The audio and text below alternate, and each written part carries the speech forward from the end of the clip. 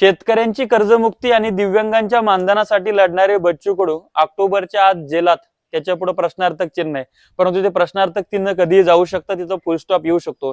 याचा अर्थ काय आहे तर बच्चू कडूंना जेलमध्ये टाकल्या जाऊ शकतं किंवा शेतकऱ्यांसाठी जो कोणी आंदोलन उभा करेल त्याची अशाच पद्धतीनं दडपशाहीनं मुस्कटदाबी करण्यात येईल.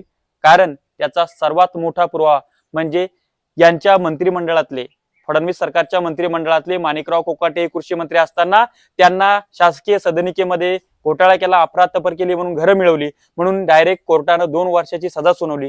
परंतु त्यांच्या सजेला स्थगिती देण्यात आली आणि त्यांना त्यांच्या कृषी मंत्रीपद आणि आमदारकीवर कायम ठेवण्यात आलं. परंतु त्याच ठिकाणी 7 दिवस शेतकऱ्यांसाठी आमरण उपोषण करणाऱ्या बच्चू कडूंना मात्र शासकीय कामात अडथळा आणल्या प्रकरणी झालेल्या 1 वर्षाच्या शिक्षेला धरून त्यांना अमरावतीच्या जिल्हा बँकेच्या अध्यक्षपदावरून हटवण्यात आलेला आहे. याला मोगलाई, एकाधिकारशाही आणि दडपशाही असं म्हणतात.